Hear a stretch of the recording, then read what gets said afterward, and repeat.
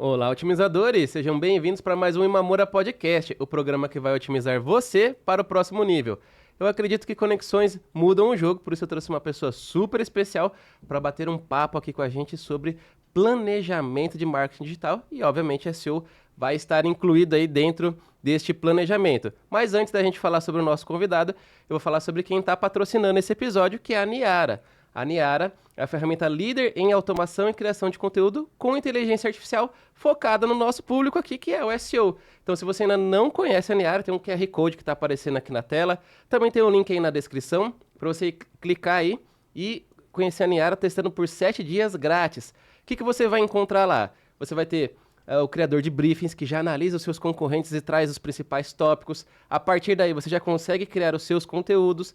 Dá para criar conteúdos para os seus produtos de forma em massa e muito mais. Então, vai lá, testa a Niara, porque você vai ver como você vai ganhar produtividade. Eu uso lá na minha agência e a minha equipe está muito mais produtiva, que inclusive é a promessa da Niara, que você vai ficar aí com o seu processo de SEO até 10 vezes mais rápido. Então, vai lá, testa e Lisane, Cadu, obrigado aí por patrocinar mais esse episódio do Imamura Podcast. E agora vamos falar do nosso convidado de hoje, que, ó, eu vou pegar minha colinha aqui porque o cara manja bastante, ó, ele tá há 22 anos na área de marketing e planejamento digital, ele tem mestrado pela FEA USP, possui certificação executiva em inovação e tecnologia pelo MIT, nos Estados Unidos, e uma especialização em estratégia e presença digital pela Universidade de Toronto, no Canadá. Vocês já viram que não é fraco, não, e não acabou, não, ó. Ele já trabalhou e liderou equipes em empresas como Groupon,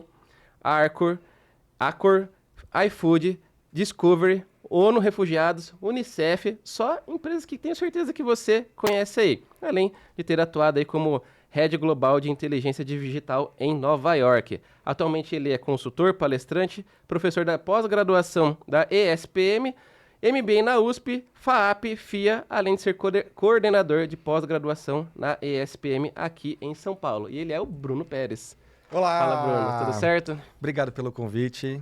A gente fez alguns projetos juntos também, né? Sim. Então, obrigado. Foi um prazer estar aqui e vai ser bem legal bater um papo contigo aí. Com certeza. Ainda mais falar de SEO, que eu adoro SEO. Sim, tem várias histórias para contar. A gente já trabalhou ali, a gente cuidando da parte de SEO de alguns projetos, mas o primeiro contato que eu tive com você, eu já vi que tem muito conteúdo, tem muita bagagem. Feliz. Que foi até uma grata coincidência. Uma das pessoas do nosso time, ela foi seu aluno. Quando viu você lá no projeto com a gente, nossa, adorou que você estava junto. Que legal. E por isso que a gente está aqui hoje batendo esse papo. Que legal. Mas vamos lá, Bruno. Uma das suas especialidades é a parte de planejamento aí, digital. O que precisamos prestar atenção para ter um planejamento que ele é eficiente, que não vai ser só aquela groselha que o pessoal coloca no começo e depois não executa nada, mas tem que ser uma coisa que traz resultado. Gostei desse ponto que você falou. Acho que tem uma frase, né, minha aí, de algum autor aí desconhecido, que sem um planejamento é você começar a construir a casa pelo telhado, né? Uhum. E eu vejo isso muito acontecendo. Tem até uma história que eu conto para vários alunos meus. Se tiver algum aluno meu ouvindo aqui, vai já ter ouvido essa história. Um amigo meu que chega... Eu sempre falo que o profissional de marketing é o segundo profissional mais procurado do churrasco. O primeiro é o médico. Você fala, doutor, posso... Tô com uma dorzinha aqui. Tô tomando antibiótico, posso beber? Sempre tem essa. E aí, pô, Bruno, você dá aula de marketing... Então, como é que eu faço para bombar no Instagram? Uhum. Sempre vem essa pergunta. Fala, galera. E aí as pessoas compram lá o Canva, adoro o Canva, inclusive tem o Canva Pro. Fala, galera, seja bem-vindo. Inclusive quem é do terceiro setor pode ter o Canva Pro gratuito, a gente pode dar umas dicas depois. Mas a questão é, você vai lá, compra o Canva Pro, você faz um montão de post, deixa seu feed bonitinho e fala, e aí, agora eu vou esperar bombar. E esquece do resto, né? Quem é seu público-alvo, o que você quer fazer. E aí, é essa parte que a gente chama de planejamento. O planejamento ele pode ser muito grande, muito extenso, mas não precisa, em alguns casos. Eu sempre digo que você pode começar pequeno e depois você pode ir complementando o seu planejamento. Então, nas minhas aulas e consultorias, eu tento trazer um planejamento mais ágil, que está mais em conexão com essa realidade do mundo digital. Tem até aí o Marketing 5.0 do Kotler, já estamos no 6, né? Estamos no 6 aí com meta marketing e tal, mas que traz bastante dessa transformação digital. Então, Quais são os pontos aí que eu acho essencial, trazendo o que a gente bebe no marketing aí de grandes autores, Malhotra, Ambrósio, tem uma série de autores aí, o próprio Kotler e etc. Primeiro, você precisa saber o seu objetivo, onde você quer chegar. Então, você está fazendo um planejamento para lançar um produto? Ou você já tem um produto e você quer vender mais? Vender sempre é o grande objetivo. Mas às vezes você pode estar fazendo uma campanha de conscientização, chamada de brand awareness ou branding, whatever. Então você pode ter objetivos específicos. Então saiba onde você quer chegar. Então está aqui fazendo um podcast. Então nos primeiros episódios, qual que é o planejamento da nossa campanha? É tornar o podcast conhecido. Então esse é o objetivo. Por quê? Porque isso vai estar ligado no final. Quais são as métricas que eu vou utilizar para poder saber se eu estou chegando em algum lugar. Se você não sabe onde você quer chegar, qualquer métrica serve. Exato. Parafraseando aí Lewis Carroll, né? Na Alice no País das Maravilhas. Então, objetivo. Então, conheça os objetivos de marketing. Você pode... eu gosto muito de associar os objetivos com as etapas do funil. O funil não foi criado pelos gurus do Instagram. Eu adoro falar Instagram. Nos últimos anos, né? Vem lá de 1898 com St. Elm Lewis. Então, é bem antigo. Você pode utilizar, ele está ligado às etapas aí da publicidade, das mensagens publicitárias, etc. É uma forma, tem várias outras formas. Segundo, quem é seu público-alvo? Não adianta berrar para todo mundo. Você precisa falar com quem quer te ouvir. E isso é muito claro aqui para quem está te ouvindo. Você começa já falando: olá, otimizadores. Você já tem aí uma ferramenta que te patrocina de SEO. Você é um especialista conhecido, premiado de SEO. Então, quando a gente combinou assim, qual vai ser a pauta? A pauta é meio livre, mas meio para cá, meio para lá. Vamos falar de SEO. Você já me apresentou falando, claro que vamos falar de SEO. Então, você tem muito claro quem é o seu público-alvo. Então, essa é uma dica prática para quem está do outro lado. Desde eu quero abrir uma loja de roupas até lançar água, né? Então, preciso saber quem é meu público-alvo e estudar meu público-alvo. Aí dentro tem ferramentas como a Buyer Persona, dá para fazer um episódio só para falar disso e etc. E terceiro, quem são os meus concorrentes? O que eles estão fazendo? É bom, é ruim? Quais são os cases de mercado, estudos de mercado, onde eles acertaram mais, onde eles erraram, quais ferramentas eles usam, conhecer o seu nicho de mercado. Então, até quando a gente fez o projeto lá, eu sempre perguntava assim, vocês conhecem o terceiro setor? Por quê? Porque o CPA, o custo médio de aquisição, aí é diferente de quando eu trabalhava no Groupon. Inclusive o Groupon era aqui perto, onde a gente está gravando aqui. Então, é diferente, as ferramentas que você usa, a jornada de compra, taxas de conversão são diferentes. Então, conhecer o seu nicho, dentro do nicho ali, conhecer quem são os seus concorrentes. Esses aqui são etapas básicas para qualquer projeto, desde livro até um podcast, qualquer coisa, uma agência, você precisa conhecer esses elementos para que você possa, de fato, depois escolher os canais. Essa aí é uma etapa já intermediária, porque dependendo do seu público-alvo, dependendo de onde estão seus concorrentes, dependendo do seu objetivo, eu posso ir para o Instagram, eu posso ir para as redes sociais, para o e-mail marketing ou para outras redes sociais, eu posso focar só em SEO no meu site, fazer uma estratégia de conteúdo, eu posso fazer um podcast para televisão e para o mídia offline. Então, depende do objetivo, depende de onde estão os seus competidores, para que você aumente ali seu share of voice, se for o seu objetivo. E onde está o seu público. Então, a escolha dos canais ali é um ponto intermediário. Depois você vai produzir o conteúdo. Aí depois o Canvas entra na história. Ou seja, a execução só está agora. Só tá, porque vai ficar mais fácil, inclusive. Se eu já sei para qual canal eu estou fazendo, com qual objetivo, quem é o público e o que mais está funcionando na minha área, fica mais fácil de eu produzir o conteúdo depois, de eu criar uma promoção, uma estratégia, uma campanha. E aí, por último, aí eu preciso mensurar, e aí tem as métricas para saber o que está funcionando. O que está funcionando, a gente acelera, aí entra growth e várias outras metodologias e formas de atuar. E o que não está funcionando, eu posso fazer um teste AB, eu otimizo, né? Eu melhoro aqui, eu mudo ali, faço novos testes e aí a gente vai embora. Então, são algumas etapas que são importantes serem lembradas. A maioria das consultorias é isso. A gente chega lá, eu estou indo bem. Como é que você sabe que está indo bem ou que você não está indo bem? As pessoas não têm métricas. É um feeling. Então na mídia offline tinha muito isso antes, mas isso não existe mais, já tem um digital... tempo. Não tem como. Então acho que essas são umas etapas importantes aí para serem lembradas. Legal. E aí, né, você falou, os canais, você até citou já o SEO. Eu vejo uma deficiência hoje em vários profissionais, vamos pegar principalmente aqueles júniors que estão começando agora no mercado de SEO, que eles muitas vezes imaginam SEO como uma ilha. SEO é uma coisa isolada, que funciona sozinho, mas a gente sabe que não é.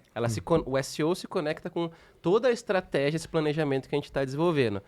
Explica pra galera como que a gente conecta essa aquisição de tráfego orgânico com o e-mail marketing, com o site, o e-commerce, o blog, tudo isso de uma vez só. E aí é maravilhoso, né? Eu sou apaixonado por SEO, fiz muitos projetos de SEO. Eu lembro quando eu comecei a estudar isso ali em 2004, 2005, não tinha uma série de ferramentas que existem hoje. A gente tinha que entrar, a gente tinha que entrar ali, digitar no Google, ver quantos resultados tinha para saber o tamanho daquela palavra, quantas intenções de busca, tinha que fazer conta na mão, né? O SEO, ele participa de todos os processos. Eu ia falar particularmente para mim, né? Mas na maioria dos casos. Então, quando eu estou, por exemplo, falando de produção de conteúdo, seja para as redes sociais ou para outras estratégias, a pesquisa de palavra-chave me mostra o comportamento dos meus usuários. Quando eu vou entender lá o volume mensal de palavras específicas do meu nicho, automaticamente já estou parafraseando o que eu acabei de falar, né? Então, uma vez que eu sei quem são meus concorrentes e que eu sei quem é meu nicho, meu objetivo, eu já começa a vir as primeiras palavras-chave. E aí você vai fazer todo aquele processo de pesquisa de palavras-chave que são mais utilizadas ali dentro do seu nicho, né? Tem várias ferramentas, você deve ter falado de várias delas aqui. Então, você vai lá, usa as ferramentas, começa a ter as noções de palavra-chave, dali já vem volume. Então, já começo a entender comportamento de público. Isso é maravilhoso para eu já entender onde que eu vou produzir conteúdo, naquela etapa do meio que eu falei. Então, as palavras-chave definem o comportamento do consumidor e me ajudam na produção de conteúdo. Isso é ótimo. Eu sabendo quais palavras-chave estão sendo compradas, mas também utilizadas numa estratégia orgânica dos meus competidores, já me mostram também a estratégia que eles estão fazendo, benchmarking. Então, já me ajuda no processo de planejamento total ali. Quando você vai num site de um cliente, por exemplo, vai lá no Search Console ou vai no Analytics e vê as palavras-chave mais pesquisadas, você já começa a entender também qual é o comportamento do usuário dentro do site do cliente. Onde eu vou otimizar, o que está funcionando, o que não está. E aí você começa a quebrar os achismos. Então eu vou citar vários exemplos aqui, obviamente sem citar o nome dos clientes, muitos NDAs, né? Isso aí. Mas, eu acho que o blog, já ouvi essa frase de cliente, eu acho que o blog não... A gente tem que matar o blog, porque só dá trabalho. Mas por quê? Porque eu acho, né? Sempre tem o eu acho. E aí você vai lá e olha qual página tem mais volume de visitas, vai no Search Console ver quais palavras estão indexando melhor, quantas visitas estão vindo orgânica, e você vê que o blog, na verdade, representava 30%, 40% de fluxo de entrada de novos usuários. Então, o problema era, na verdade, depois do blog, que não tinha um fluxo de conversão que levava esse cara para a página de conversão que era necessária ali, uma página de newsletter, etc. O blog, ele era literalmente um puxadinho do site, não conectado visualmente. Então, na verdade, não era matar o blog, era trazer o blog mais para próximo, colocar banners, colocar formulários, colocar canais que se conectavam ali. Então, ajudou numa parte de otimização, de melhora de estratégia. Então, o SEO ele participa de todas as etapas, né? Desde eu entender para onde eu quero ir, como está funcionando o meu mercado. E aí, depois a gente vai falar de alguns cases, quando você começa a otimizar, acho que a parte mais importante do SEO, as pessoas me perguntam até quando eu tenho que fazer mídia paga, quanto eu tenho que investir, quanto eu tenho que parar. Então, se você não tiver uma estratégia orgânica e para gerar tráfego para o seu site, se for um e-commerce mais ainda, você vai ter que fazer mídia paga para sempre.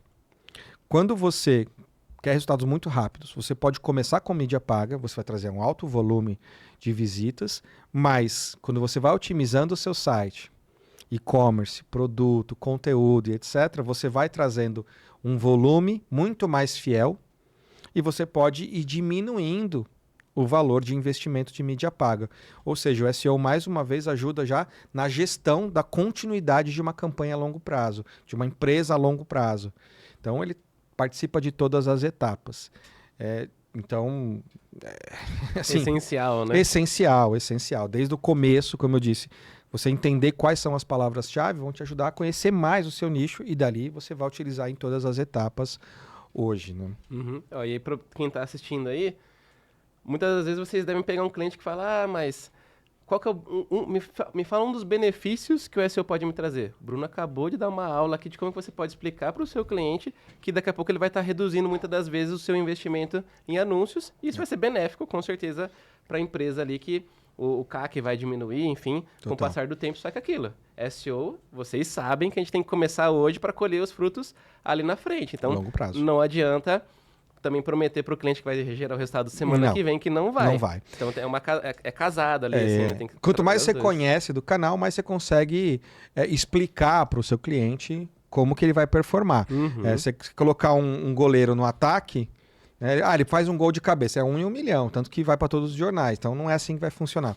Adicionando só uma informação aí no que a gente falou, sempre que a gente faz análises ao final dos projetos ou durante os projetos, da performance de cada canal, e você pode ir ali no Google Analytics mesmo, ali, vai lá em channels, vai lá em canais e tal, você vai perceber que maior tempo de visita no site, maior quantidade de páginas visitadas por sessão é sempre de SEO.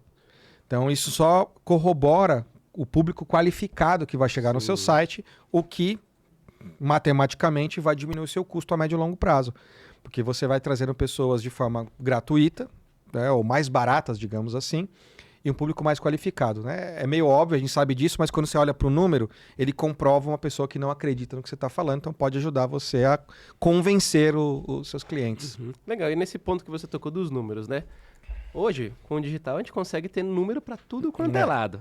Você pode analisar até aqueles números que não são tão importantes dependendo do seu objetivo.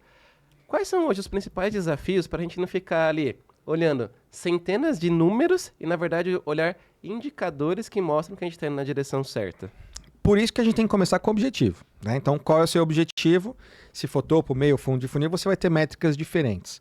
Então, não posso passar uma lista de KPIs aí, né, que são os indicadores-chave de performance, porque os seus serão diferentes dos meus, mas existe ali mais ou menos algumas métricas que são de comum uso para todos. Quando a gente fala de SEO, importantíssimo você mensurar a quantidade de visitas versus a quantidade de visitas orgânicas que você tem e acompanhar esse crescimento, e você analisar taxas de engajamento. Quando a gente fala de site, a gente está falando de tempo de sessão, a gente está falando de páginas vistas, o bounce rate também, né? A taxa de rejeição, você vai olhar lá, quem vende tráfego orgânico sempre vai ser a menor. Então você precisa acompanhar isso para que você tenha certeza que você está trazendo um público qualificado. E, obviamente, taxa de conversão. Né? Isso aí para todo mundo, taxa de conversão. Lembrando que conversão no digital não necessariamente são vendas. Né? De novo, depende do seu objetivo. Exato. Pode ser download de ferramenta, um free trial de uma ferramenta, ver um vídeo, enfim. Então você tem que olhar também se você está trazendo um público e se está convertendo, porque também você tem que, eu falei do cliente, né? O seu site precisa direcionar as pessoas para onde você quer que a conversão aconteça. Além disso, também já deve ter falado aqui milhares de vezes, né? A gente acompanhar a quantidade de cliques lá, de páginas, de indexação de palavras, ranqueamento das palavras e cliques que elas estão trazendo. Para você analisar lá se o seu meta description está corretinho, e etc. E eu gosto muito de olhar no Search Console ou em ferramentas pagas, onde são os erros principais, quantidade de erros do site. Aí eu estou falando da parte técnica de SEO. Sim. Isso é importantíssimo. Ferramentas hoje fazem a gente ganhar produtividade, igual na abertura do programa. Niara é para trazer produtividade, utilizando inteligência artificial. E aquilo até se a gente usar uma SEMrush, Ubersuggest, enfim, a gente vai ter ali uma ferramenta que vai poupar o nosso tempo. Exato. Que, inclusive, era um ponto que a gente estava conversando aqui antes da gente começar a gravar, de inteligência artificial. O que você tem visto hoje de ferramentas, tecnologias que usam inteligência artificial que estão muito diretamente conectadas com o marketing? Boa. A gente tem que relacionar isso com os desafios do marketing digital. Eu ia falar de tendências, mas já está acontecendo há um tempo e daqui só vai ampliar. Eu não vou dizer piorar, porque vai ampliar. O grande desafio hoje, quando a gente voltando no tempo, quando a gente fala, que nem o meu orientador aí, no mestrado, doutorado, etc. Ainda não estou doutorado, mas estamos caminhando para lá. Isso aí. Ele comenta, né? O grande desafio nos anos 70, 80, era você fazer uma publicação numa revista, você ganhava prêmio, né? Depois fazer uma propaganda de televisão e um rádio, você bombava ali e tal. com o advento das redes sociais no começo, ali quando era tudo mato, você ter um blog, só o fato de ter um blog, você já era diferente. Ter um e-commerce, pô, você já bombava. Fazer uma mini estratégia de SEO que a gente fazia no começo, você já ganhava prêmio. Agora, por causa de todas as ferramentas, principalmente por causa aí do 4G, 5G, dispositivo móvel e etc., a gente tem um consumo muito grande de conteúdo. Então, o desafio atual é como produzir tanto conteúdo em tão pouco tempo e conteúdo de qualidade. Com certeza. Não à toa, estamos aqui. Né? Tanto você sabe dessa estratégia que estamos aqui.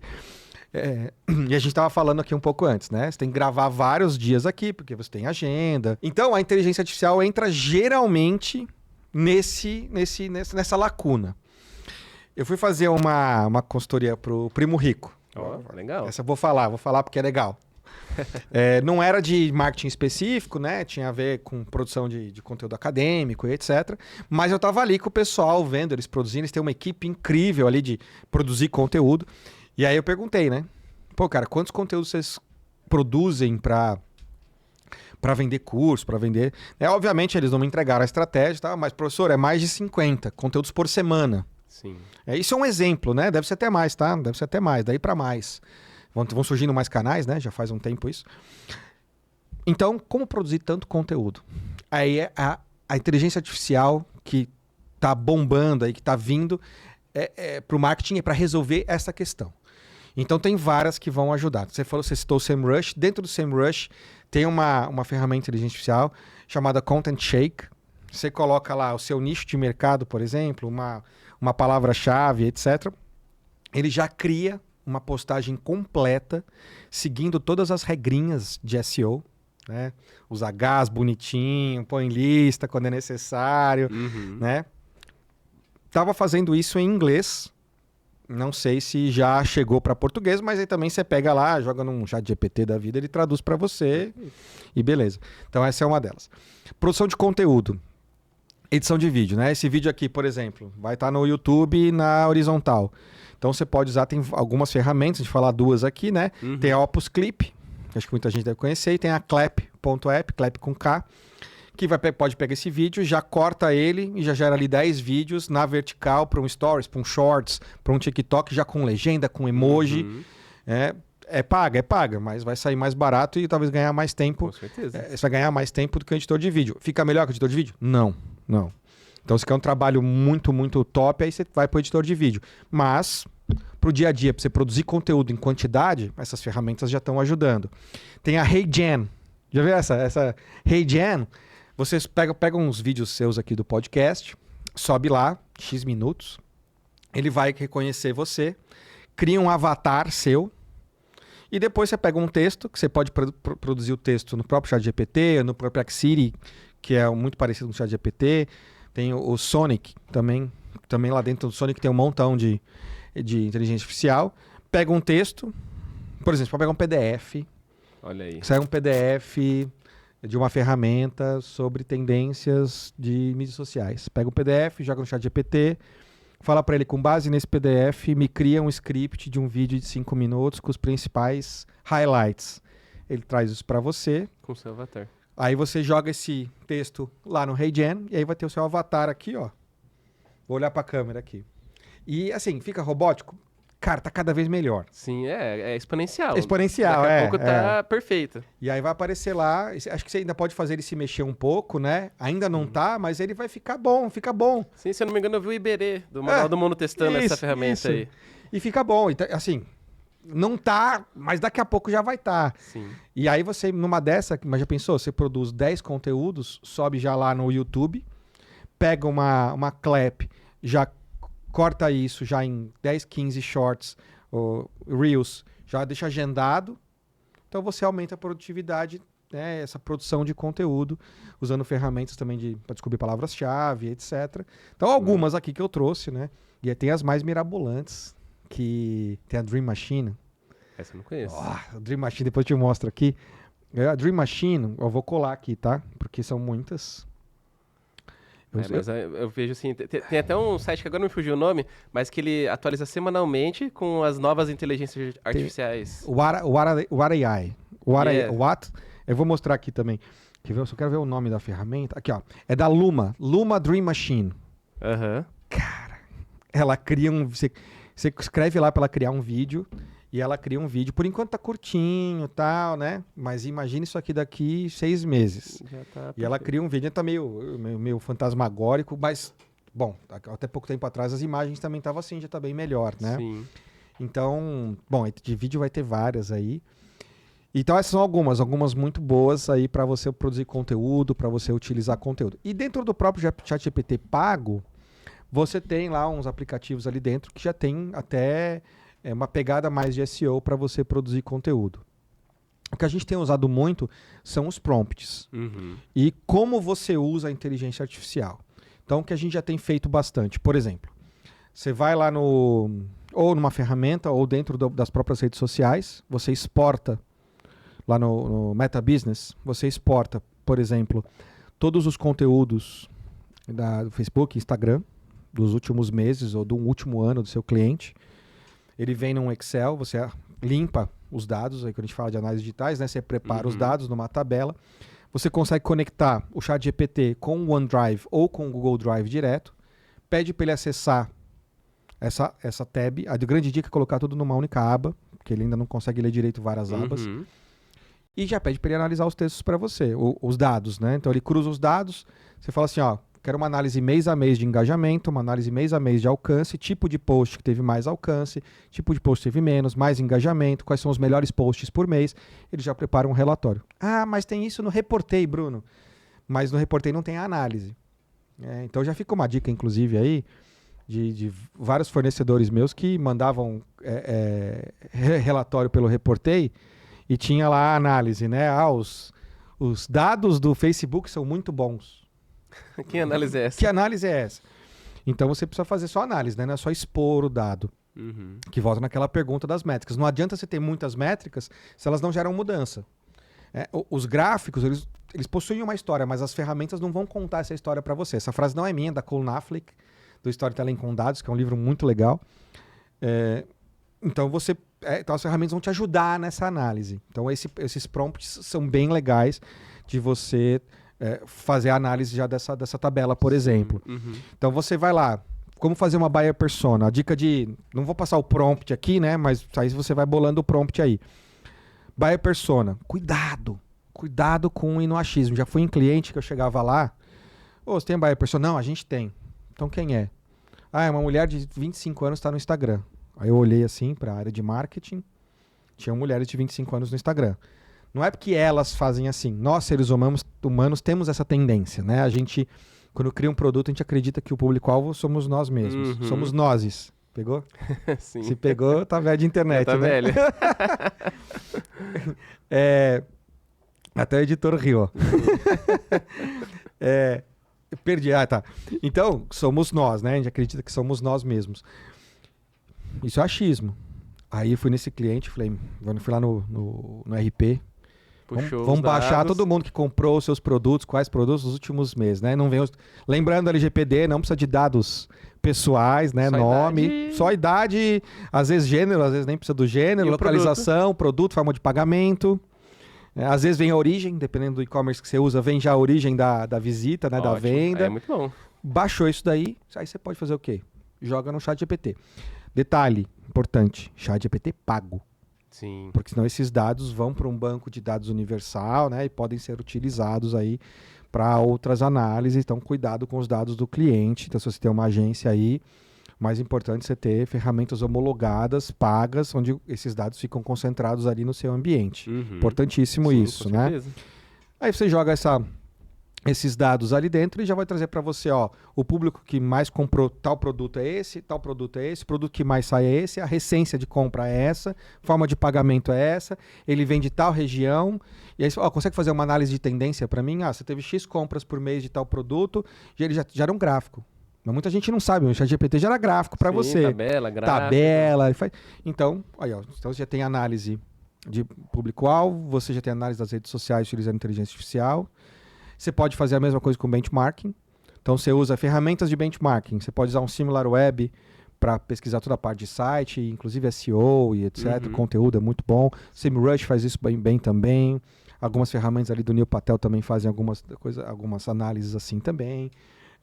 O Fanpage Karma, eu gosto muito do Fanpage Karma para fazer benchmarking de redes sociais orgânica. Então você consegue já adicionar ali no Fanpage Karma todas as redes sociais dos seus concorrentes, e ele já vai mostrar a quantidade de postagens por concorrente, ele te entrega ali um gráfico de pizza, de rosquinha, e enfim. Então aí você pega esses dados dessas ferramentas, compila e joga lá num prompt e pede para ele te ajudar a analisar, e aí você vai ter vários relatórios. Então, inteligência artificial ajuda a ganhar tempo, ajuda na produtividade de vídeos, fotos, legendas e etc. E você consegue já fazer um planejamento muito melhor, porque, inclusive uma vez, no meio de uma aula, o aluno falou assim, minha mulher tem um instituto de beleza e eu queria saber quais são as toxinas, quais são os medicamentos que a concorrente dela está usando. Isso aí não vai fazer para mim. Pegamos o site da concorrente, me fala aí uns sites das concorrentes que colocamos lá e pede para ele trazer todas as informações que tem no site. Fala, se tiver no site, aí tem lá, já trouxe para ele. Ela utiliza isso, ela tem de tal horário, ela faz esses procedimentos, etc, etc. Fala, agora você pega essa informação e você vai analisar, né? Exato. Mas ele já fez a pesquisa para você. Que na mão ele ia demorar meses para descobrir, porque até então ele não tinha descoberto. Exato, até então ele não tinha descoberto. E aí, última dica aí, a ferramenta, que todo mundo conhece também, a biblioteca de anúncios do próprio Facebook e Instagram. Aí você usa fazer um benchmarking da mídia social paga do seu concorrente, compila essas informações. Então, aquelas etapas que eu falei para você do planejamento é para fazer todas com o apoio das redes sociais, da inteligência artificial. Não substitui você. Tá? E na produção de conteúdo, ele vai te ajudar a fazer a pauta do seu podcast. Você pode jogar lá, com base nesse convidado, joga o meu perfil lá. Inclusive foi o que eu fiz. Lá, aí, tá vendo aí, viu? E aí te ajuda, né, a produzir o conteúdo, não a produzir, mas a te dar ideias. Exato, porque às vezes você tá assim, sem ideia, às vezes você não tem tanta profundidade ali na temática. Exato. Ou, por exemplo, seu currículo é extenso, super extenso. Eu coloquei o seu currículo no ChatGPT e pedi para ele me dar ideias, mas é aquilo, a forma de pedir também conta bastante. É o mais importante. Exato. Você saber fazer boas perguntas é a forma de você extrair boas respostas. Exato. Se você fizer perguntas ruins, as respostas também vão ser ruins, enviesadas. Enfim. E isso é importante a gente falar, porque isso também tem a ver com o seu repertório como pessoa. Né? Porque isso vai fazer com que você saiba quando a informação está certa ou está errada. Exato. Ou, se você não conhece aquele tópico a fundo, você, cara, não é bem assim. Então, desconfie sempre da inteligência artificial. Tudo que eu falei aqui, obviamente, a gente tem uma experiência nisso. Então, já aconteceu dele, cara, eu já dei uma olhada nessa tabela, a persona não era assim, não. Aí você abre a tabela, dá uma olhada, refaz a pergunta, ele, desculpa, eu errei, sempre vem. Então, cuidado ao confiar 100%. Ainda assim, aí você vai falar, Bruno, então não vale a pena. Ainda assim, vale muito a pena. Né? Então, você pode exportar relatórios do Google Analytics em PDF e pedir para ele ler para você. Sim. Então, a gente gastava muito mais tempo, às vezes uma semana, para conseguir analisar os dados. E o cruzamento de dados que a inteligência artificial faz é acima da nossa capacidade. E aí você vai investir esse tempo com mais qualidade. Porque eu já vou ter a pesquisa feita. Então, eu vou investir o tempo em análise, que é o meu conhecimento. Então, isso não elimina a necessidade de você fazer uma pós-graduação aí, onde eu dou aula, ou você ter uma ferramenta de você estudar, de você consumir um conteúdo de qualidade como o seu, para que você tenha repertório e saiba utilizar as redes sociais. É importante a gente falar isso, Sim. Né? Porque algumas pessoas acreditam que isso vai substituir o nosso pensamento. E a ideia é que nós saibamos como utilizar, saibamos como perguntar, para que tenhamos mais eficiência nas nossas tarefas, né? Perfeito. Com certeza. Se a gente não souber que é uma ferramenta e não é um cérebro, né? A gente não está colocando nosso cérebro ali. É que se fosse tão simples assim, a gente não precisava mais trabalhar, né? A ferramenta ia fazer tudo para nós, mas não é isso o que vai acontecer, mas com certeza a gente vai ganhar muito mais produtividade. Exato. E aquilo, o profissional que ainda não está estudando inteligência artificial, já está para trás. Já está para trás. Já ficou para trás. E é aquilo. Aí. Ainda dá tempo de se recuperar, mas corre, porque cada vez são mais ferramentas, a coisa evolui muito rápido. Se você quiser aprender daqui 2, 3 anos, nossa, é tanta coisa para aprender que vai demorar para pegar tudo, né? Agora você vai acompanhando de pouquinho em pouquinho, é mais suave o aprendizado, você vai absorvendo tudo que vai aparecendo de novo, é tudo muito mais tranquilo, né? Isso aí. Quando a gente se conheceu, a gente trabalhou num projeto do terceiro setor. Verdade. Tem muita diferença trabalhar com o terceiro setor e outros tipos de empresa? Conta pro pessoal aí. Aí você tocou no meu coração, né? Em 2013 eu estava no Groupon, que era aqui pertinho, e aí eu me juntei às Nações Unidas, né? Então, como consultor, implementei as estratégias digitais da Unicef, e tinha uma página, então a gente fez uma página nova, não tinha SEO, então não era SEO friendly, Olha aí. não era acessível, não era feita para dispositivos móveis, não estava conectada com uma ferramenta de e-mail marketing, então a gente fez todos esses processos, tal. Enfim. Então, desde 2013, tenho trabalhado com... depois fui para outras agências da ONU em Nova York, no Unicef, depois na ONU Refugiados, mas tenho trabalhado também com consultores do terceiro setor para WWF, Greenpeace, enfim, por aí vai. Doutores da Alegria, Santa Casa de São Paulo. E então, falando ainda pessoalmente, foi quando eu encontrei o que eu mais amo do marketing, mas em fazer o bem. Né? Fora do Brasil eles chamam de marketing for good, né? For goods. E aí tem esse... Então tem essa parte que me pega muito no coração de, ao final de uma campanha, você está ajudando a salvar vidas, ou a fazer do mundo um lugar melhor. Então eu sou apaixonado pelo terceiro setor. Falando tecnicamente, existem algumas diferenças. Por que eu contei essa historinha antes? Porque a forma como você... eu vou falar produto aqui, mas não me entendam mal, porque no marketing, né, serviço é um produto, tudo é um produto. Tá vendo? Já tem essa cautela em tratar a causa como um produto. Né? Então, a gente está falando da causa. Então, você não vai tratar... tem um professor meu também, que lá na USP a gente fala sempre sobre isso. Você não vai estar vendendo sabonete. Você está pedindo doações, ou você está criando uma campanha de engajamento para assinar uma petição. Então, o cuidado com a causa não é apenas um produto. Então, isso já é diferente. Para você ter autorização para utilizar as imagens, você tem que utilizar imagens da forma correta.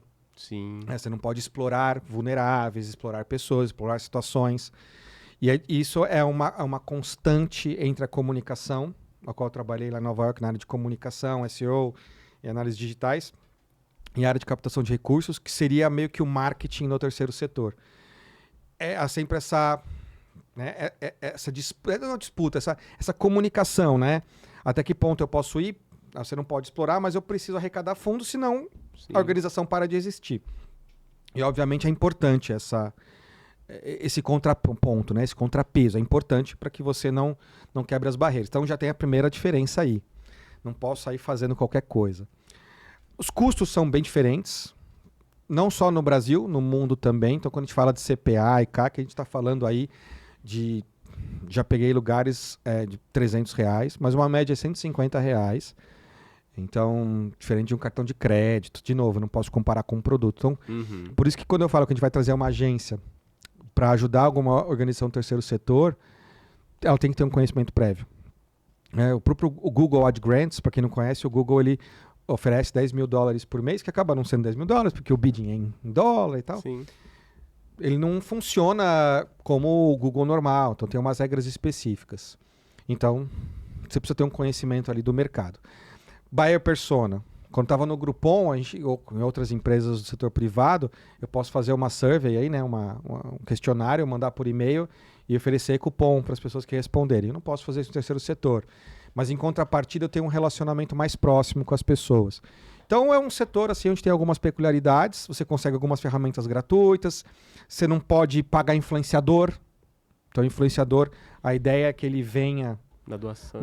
Então você trabalha mais com tentar pegar mídia pro bono, né? Você nunca tem uma verba muito grande. Acho que a principal diferença é essa, viu?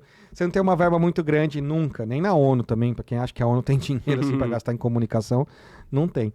Então, acho que essas são as principais diferenças. Eu não posso usar todas as ferramentas, tem algumas ferramentas que são homologadas, parcerias, eu não posso fazer parcerias com qualquer tipo de empresa, né?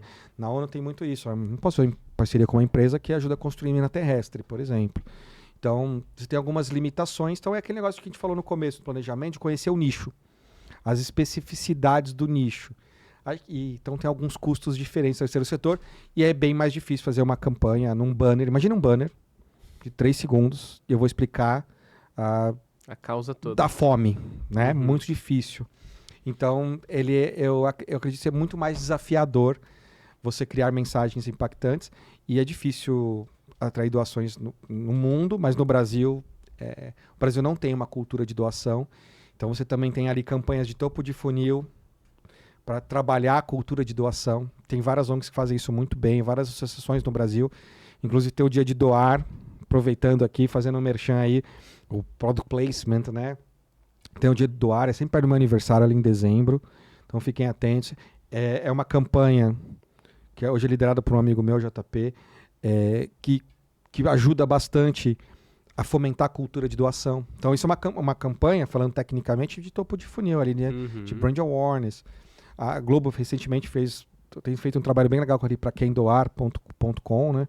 Que ajuda a agregar várias organizações do terceiro setor num único local.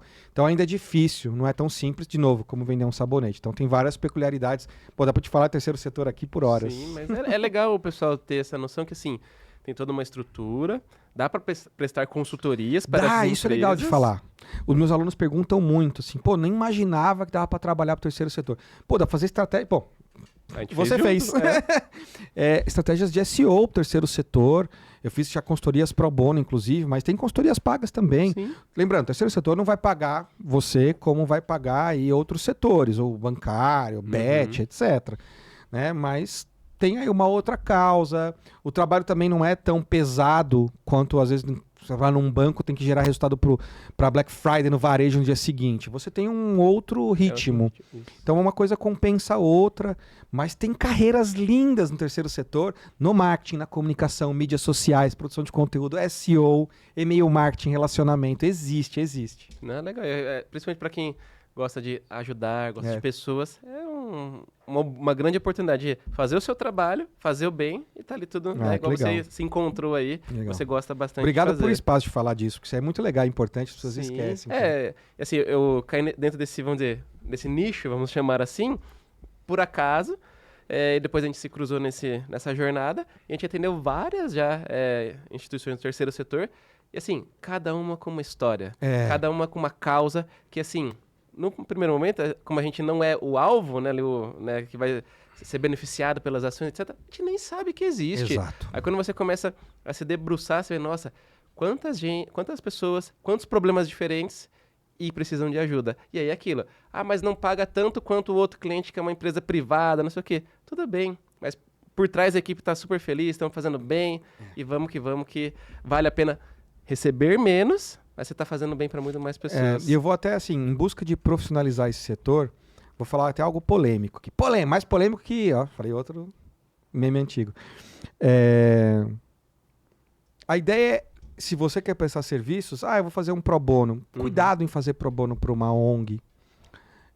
Em muitos casos que eu vi, isso acaba atrapalhando. Sabe por quê? Porque você vai ter vários clientes. Tinha uma agência que atendia a gente, e num dos meus clientes que eu estava, e ela fazia o pro bono. Ela mexia na nossa conta do AdWords toda sexta-feira, às 5h30 da tarde. Ou a cada 15 dias. E aí a ONG começa a crescer e precisava de algum tipo de atendimento, nunca dá. Então, se você de fato quer ajudar, cobra pouquinho. Cobra, mas cobra pouquinho. Cobra metade, cobra menos do que você cobraria para um banco, por exemplo. Porque aí você também consegue colocar aquilo dentro do seu fluxo de trabalho como um cliente. Porque é um cliente. Quando você põe como pro bono, na prática, você acaba deixando de lado. Sim. E aí a ONG do outro lado está esperando um trabalho e acaba não recebendo. E aí fica esse clima. Então, se a gente quer profissionalizar o terceiro setor, é importante que o trabalho também seja prestado de forma profissional. Sim. E não assim, estou só ajudando. As pessoas sempre me criticam que eu falo isso. Mas pelo menos estou ajudando, é melhor que nada. Mais ou menos. Eu tenho uma história disso aí, que é conectada com isso que você falou. A gente foi contratado por uma ONG bem famosa aí no Brasil, porque depois que eles ganharam um pro bono, que uma agência veio fazer um novo site para eles, de repente parou de chegar doações. E eles ficaram uns 3, 4 meses tentando descobrir o que havia acontecido. Quando eles chamaram a gente deu uma revisada no site, a gente descobriu que o site estava com no index. Ele desapareceu do Google. Aí a pessoa que fez o site de graça não sabia nada de SEO, jogou tudo que tinha sido construído fora, aí zerou as doações, porque ninguém encontrava mais o site, e consequentemente a ONG estava passando dificuldades. É isso. Olha que exemplo, é isso. Então, assim, é meio polêmico, mas assim, se você vai estudar outros mercados na Europa, nos Estados Unidos, precisa se profissionalizar o setor. Né? Não estou falando para cobrar R$1 milhão de uma ONG, mas cobre um pouquinho para que aquilo de fato seja um trabalho para ambos os lados. Isso aí. Bruno, avançando aqui no nosso programa, eu sempre pergunto algumas coisinhas sobre você, Bruno, pessoa, para a galera poder entender como que você pensa, performa, enfim. Vamos lá. Um livro que você leu e que você recomenda assim, de olho fechado. De marketing ou da minha vida? Qualquer livro. Eu vou dar 2, então. Manda. O de marketing, esse eu indico para todos os meus alunos e tal, os clientes, porque ele é muito bom. É do professor Mitsuru Yanase, chama Planejamento de Marketing. Deixa eu ver se tem até um nomezinho, eu fiz uma colinha aqui. Planejamento de Marketing, Conceitos e Práticas. Uma capa vermelha e azul do professor Mitsuru Yanase da ECA, da USP. Porque a gente falou de planejamento aqui, cada um dos capítulos vai caminhando no planejamento. Desde a comunicação, tem capítulos de SEO, de social media, de influencer, de análises digitais, de e-mail marketing. Né? Então são vários autores, né? O professor Mitsuru e o filho dele fizeram essa coletânea com vários autores. E é um livro muito bom, que acho que né, tem que ter na prateleira para você ler e também para você verificar. Né? Quem trabalha com isso é importante. Então essa é uma dica bem legal. Uhum. Agora, na minha vida, eu sou apaixonado por história. Apaixonado por história. Então, eu acho que as pessoas no Brasil sabem muito pouco sobre a nossa história. Então, eu acho que, assim, eu adoro Laurentino Gomes. Então, eu recomendo muito os 3 livros dele, né? 1889, 1822. E, assim, são livros incríveis, né? E para você conhecer um pouco desde a chegada de Dom João, como que aconteceu da nossa independência, até também a proclamação da República, os personagens que participaram ali. Tem um montão de ruas aqui em São Paulo que tem o nome desses personagens, tem Revoluções Esquecidas, e eu adoro história, e assim, a história do nosso país. Uhum. Eu adoro, né? Recentemente tem um feriado aí, então tem o feriado dos paulistas que muita gente não conhece, muita gente não sabe porque é a Revolução de 32, né? 9 de julho e tal. Então, esses livros de história eu gosto muito, muito, muito. Então, 1822 para mim é maravilhoso. Legal, já foi um bônus aí, 2 livros para vocês. E hábitos que você não abre mão porque te ajudam a performar. Cara, eu sou o cara do digital, né? Todas as minhas coisas são digitais, conectadas, né? Eu como, tiro foto, cara, minha nutricionista, sabe? As coisas assim. Mas tem um hábito meu, né? Camila tá ali, Camila dá risada, que eu tenho um bloquinho onde eu anoto as tarefas da minha semana. Uhum. E você pode fazer isso aqui no Notes, né? Você tem um montão de aplicativo que faz isso. Mas eu gosto de fazer à mão. Então esse é um hábito que eu tenho, onde eu já vou fazendo meu planejamento, cada página é uma semana, e eu vou colocando as atividades. Ele tem um tamanho certo, porque se ele enche muito, significa que minha semana está cheia. Ah, legal. Então eu tenho uma lógica na minha cabeça, e é muito louco, porque tem uma lógica, na parte de cima eu coloco assunto X, na parte do meio assunto Y, e assunto pessoal embaixo. Assim. Uma lógica minha, tenho isso há mais de 15 anos, né? Então vai acabando meu caderninho, me dá um outro. Então esse é um hábito meu que eu tenho de anotar as coisas, que inclusive médico e tal, mas minhas atividades principais, porque já tá enchendo essa folha, eu vou jogar isso, posso jogar para semana que vem ou não. E ela tá sincronizada para uma inteligência super manual, no WhatsApp, onde eu olho para o meu calendário e vou marcando. Mas é um hábito manual. Acho que é a única coisa offline assim, que eu ainda faço. Eu leio bastante livro offline, mas já tenho migrado muito para o digital. Não tem como, ainda mais doutorado, você tem que ler 1 bilhão de artigos, não tem como. Gosto muito do papel ainda, né? Tenho muitos livros, mas acho que esse hábito de escrever... eu vi uma vez que acho que era... Eu não vou nem chutar o nome. Tem acho que é Santo Agostinho que fazia isso, né? Todo domingo à noite, ou no dia anterior e tal. Eu li isso, acho que Uma Breve História do Cristianismo. Também é um livro muito bom. Já é a 3ª dica. Esse livro é muito legal. Então, esse hábito de você, no dia anterior, escrever o que você vai fazer no próximo dia, planejar. Eu faço isso muito no domingo, final do dia, assim. Já vou planejando a minha semana, me ajuda muito, me acalma. Eu também faço isso. Domingão... Antes de começar a semana, eu tenho que ter minha semana planejada. É isso aí. Porque aí eu começo a semana sem aquele peso do tipo, o que eu vou fazer hoje? Já tá tudo escrito. Eu faço no digital, faço no Notion. Aí eu tenho um arquivinho pra cada dia Eu vou lá, hoje é tal dia. Porque aí, se eu quero consultar coisas pro dia seguinte, eu clico no outro arquivo, ele já abre a listinha, tá, já sei o que eu tenho que fazer. E aquilo, olhando o calendário lá do Google, vou colocando, porque tem coisas que não vão entrar no calendário. Exato. Mas eu tenho que fazer. Eu tenho que fazer. Aí eu vou usando no Notion, mas a lógica é eu uso muito o Evernote pra tudo, assim.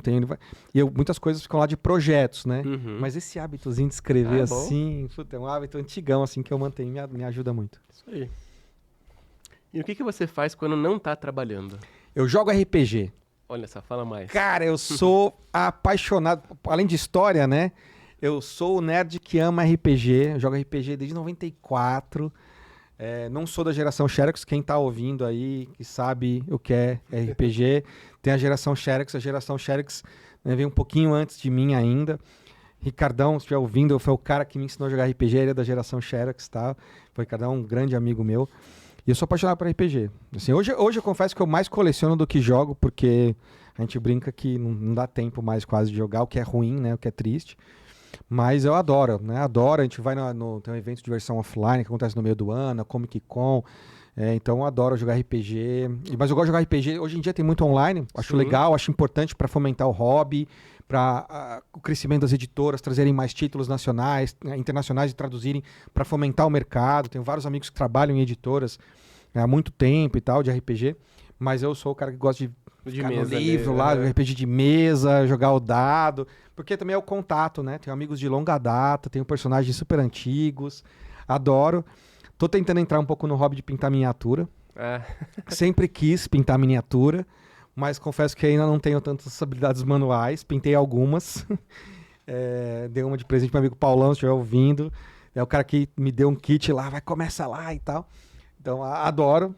Comprei até uns pincéisinhos esses dias aí, mas também falta tempo e tal. Infelizmente, mas logo vem tempo, né? Isso aí. Mas isso aí, eu adoro essas coisas assim. Que tem a ver e RPG tem muito a ver com história também, né? Então, sim, total. Criatividade. Quando eu não tô lendo coisas de marketing, eu gosto de ler clássicos, assim, que tem a ver com história, tem a ver com mundos fantásticos, assim, adoro. Show. Diferente. É a primeira vez que alguém fala RPG aqui na mesa aqui do podcast. Ah, legal, pô, RPG é demais. E por que você faz o que você faz? Cara, quando você falou que ia ter essa pergunta, eu fiquei pensando, né? E eu comecei, acho que nesse mundo de meio criando conteúdo, assim, fazendo o jornalzinho da escola, lá nos anos 90, né? E sempre, meu sonho sempre foi ser escritor, né? Escrevi um livro, estamos escrevendo outros ali, mas enfim. E aí, quando eu fui fazer faculdade, eu fiz uma faculdade de design digital, e aí, de repente, o marketing foi aparecendo na minha vida, né? Eu cheguei a prestar publicidade na época, mas sabe aquela moleque, meio na dúvida o que fazer e tal. Mas eu sempre gostei muito do design, e aí, na verdade, eu fui descobrindo que eu gosto muito de criar, de produzir, né, conteúdo e tal. E aí, o marketing, de repente, aparece na minha vida, o marketing digital sem querer. Comecei a trabalhar ali no final dos anos 90, começo dos anos 2000, e em 2004... eu estava na Cor, né? Tem até um hotel da Cor aqui perto. E meu chefe, Boljade, o Guilherme, a gente acompanhou sem querer o surgimento das ferramentas, sabe? Eu lembro que ele fez no Google, primeiro Google Analytics no e-mail dele. As redes sociais da ONU estavam no meu e-mail pessoal, do Unicef no Brasil, muito louco. Então, porque não tinha, né? Ninguém sabia o que era e tal. E aí eu fui me apaixonando pelo mundo digital. Então, assim, eu comecei minha carreira como web design. Então, eu trouxe essa vontade de criar o jornalzinho da escola para criar um site, né? Era a mesma lógica ali no começo. Então, eu me apaixonei por criar e, de repente, gerenciar conteúdo. E aí, na verdade, tudo isso estava relacionado com passar esse conteúdo. Então, eu dou aula desde 2008. E sempre nessas áreas de marketing. Obviamente, comecei dando aula em cursos mais técnicos. Hoje eu dou aula na graduação, na pós-graduação. E eu dou aula de marketing. Eu falo de branding, falo um pouco de design. E tem muito a ver com o mestrado RPG, né? O narrador do RPG. A gente fala mestrar, que os velhos falam mestrar. Mas é o narrador, né? Então, é meio que uma junção disso tudo. E nunca achei que eu fosse, de fato, dizer, né, que eu sou realmente apaixonado pelo que eu faço. Assim. Sou apaixonado por dar aula. Sou apaixonado por dar aula de marketing. Sou apaixonado por estar numa das instituições mais legais, mais bem preparadas do Brasil, que tem uma estrutura muito legal, as pessoas são uma família. Então, acho que falar de marketing no terceiro setor, que traz uma sociedade melhor, contar histórias, construir marcas, construir histórias, acho que me completa. E é legal ser convidado para vir aqui, porque começa a mostrar que, acho que você está no caminho, né? Quando você faz o que você gosta, eu via isso, a galera falando, você falava, é besteira, mas não. Uma hora chega. Uma hora, cara, você tá fazendo o que você gosta, né? Então, nunca tem aquele, eu vou ter que trabalhar amanhã. Não, na verdade, eu tô trabalhando muito, o que é bom, né? Você tem que só ajustar para não trabalhar demais. Uhum. Mas é um outro podcast, né, para falar disso. Então, acho que ajudar as pessoas a terem seus negócios, a conhecerem mais sobre um tema que eu gosto muito, e tem um pouco de história também, né? A história do marketing, a história das ferramentas, a história do branding. Então, cada vez mais eu vou misturando esse meio que RPG, meio que contar histórias, dar aulas. E o marketing acho que completa, e eu fico brincando, a Camila tá aqui. Camila é minha esposa, pessoal. Eu fico brincando que eu posso trabalhar em qualquer lugar, né? E com qualquer coisa. Então, acho que isso também me deixa mais tranquilo. Embora eu escolha trabalhar mais com o terceiro setor, mais com a educação, e eu escolho algumas empresas, né? E aí também dá um outro podcast, que algumas áreas eu não trabalho e não trabalharei, né? Já me chamaram para fazer uma consultoria para uma empresa de tabaco, não faz parte da minha personalidade, terceiro setor, obrigado. Opinião minha, tá? Opinião pessoal minha. Então, acho que isso me completa. E estar aqui, ser convidado para vir aqui, poder falar, acho que mostra que, você está fazendo o que você gosta, está dando frutos, tem que estudar bastante, mas é um caminho, e espero que seja um caminho também para a audiência, né? Acho que é bem legal. Com certeza. Eu recentemente fui na mentoria do Joel, né? Que ele é meu mentor, Joel J, e ele falou uma frase que eu acho que vai nessa linha do que você acabou de falar, que as pessoas mais inteligentes, elas trabalham e se divertem ao mesmo tempo. É basicamente isso, né? A gente tá aqui, é trabalho, mas não é só trabalho, é diversão, tá feliz, você tá com brilho no olho falando do que você tá falando. E é real, né? Até a ideia é de postar uns pedaços desse podcast e colocar o marketing fora da sala de aula. Porque é isso.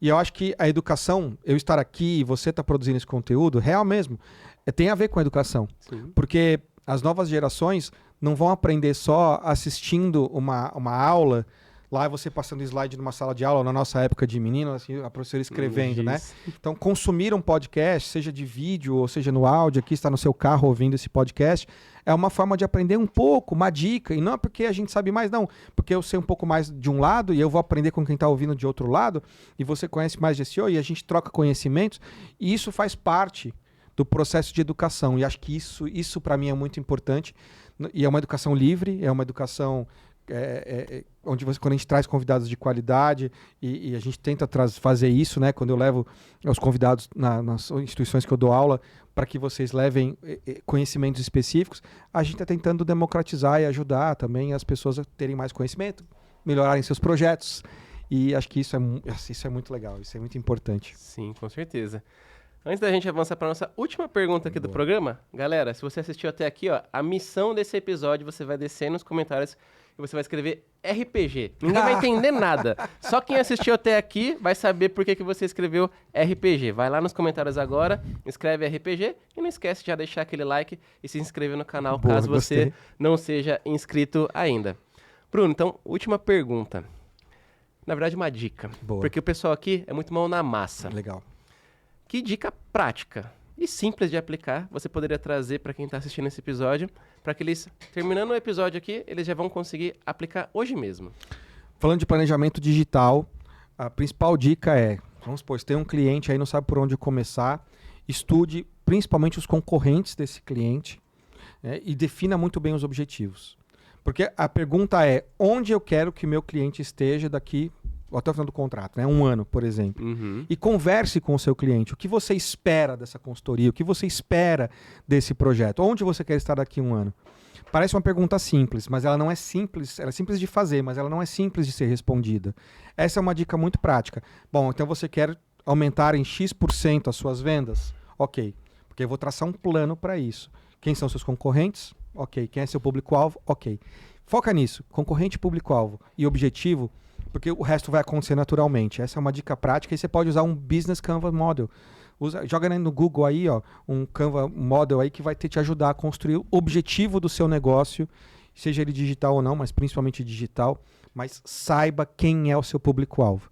Não sai postando no Instagram, de forma aleatória. Eu chamo de Rambo Style, né? Não, saiba onde você quer chegar. Isso é vital, porque vai poupar tempo de você sair fazendo posts que podem não ser utilizados. Não é só o número de seguidor que vai te dar lá o resultado que você está esperando. Então, acho que essa é uma dica precisa ali, que vai ajudar bastante. Show, fantástico. Então, a gente termina aqui o nosso episódio com o Bruno Pérez com essa baita dica. E aquilo, galera, se você ainda não deixou o joinha, esse é o momento. Deixa o like, se inscreva no canal e ativa o sininho, porque toda terça-feira, às 8 horas da noite, sai mais um episódio aqui do Imamura Podcast com um convidado fantástico como o Bruno. E também não se esqueçam que às quintas-feiras, às 8 horas da noite, sempre tem live pra gente poder bater um papo e eu tirar suas dúvidas sobre SEO. Beleza, gente? Então a gente se vê no próximo Imamura Podcast ou numa próxima live. Até lá!